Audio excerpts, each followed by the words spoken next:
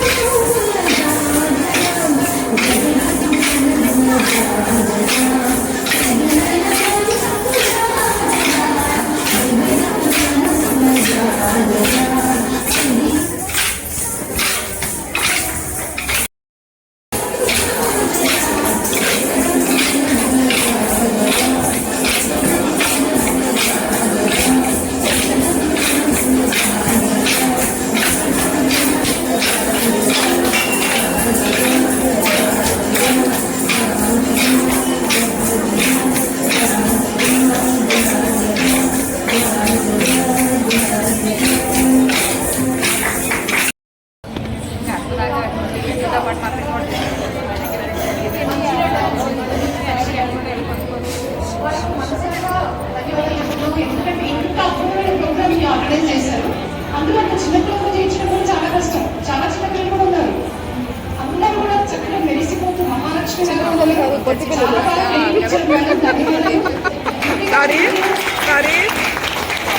పిల్లలు చాలా బాగా చేశారు. మాకేంటంటే ముఖ్యంగా యశోదంటే మమ్మల్ని అందరూ రేపటి తీసుకెళ్ళిపోయారు. మహాలక్ష్మి దర్శనం చేయించారు. తర్వాత ఒక్కొక్కరి ఇంటూ వెంకటేశ్వర స్వామి అదే వైహారాలన్నీ కూడా చూపించారు. ఇక లాస్ట్ ఏంటంటే జగడంచడంలో జాతర డైరెక్ట్గా మాకు వైకుంఠమే కనిపించింది. సో నిజంగా ఇది మనస్ఫూర్తిగా ఉంటుందన్నమాట. ప్రతి ఒక్క ఐటమ్ కూడా ఇది బాగుంది అని బాగుందని చెప్పడానికి లేదు. అన్ని బాగున్నాయి, అత్యద్భుతంగా ఉన్నాయి. వీళ్ళందరికీ కూడా మనసారా అభినందనలు, ధన్యవాదాలు. ఇంకా ఫ్యూచర్లో ఇంకా బాగా బాగా చేయాలి, మీ మేడం గారు చేయిస్తారు అని మాకు తప్పకుండా ఒక ఆశ.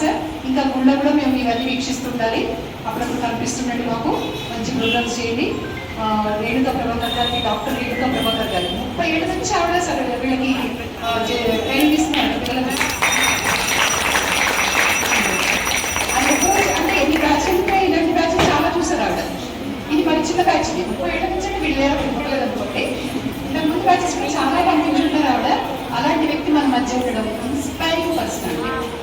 కాబట్టి అందరూ ఒకసారి ధన్యవాదాలు.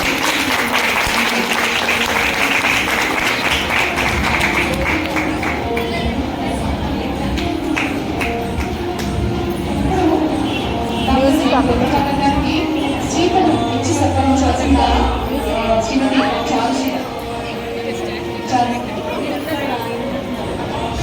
రాష్ట్ర ప్రెసిడెంట్ గారు చారుశీల గారిని కోరుతున్నాను.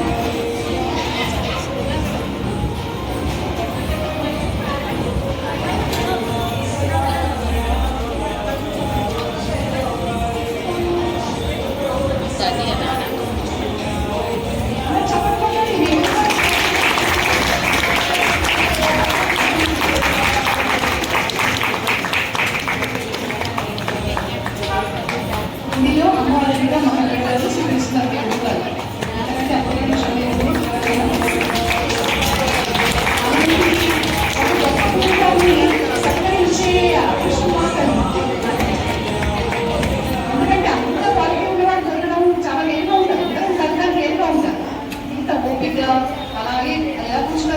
సెట్టింగ్ అదే స్మైలింగ్ ఫేస్. అంత ఓపిక కూర్చున్నారు. ఆవిడ శిష్యులు అలాగే ఉంటారు. ఎలా గురువు కదా శిష్య అంటారు కదా, అలా గురువు లాగా శిష్యుడు కూడా ప్రశాంతంగా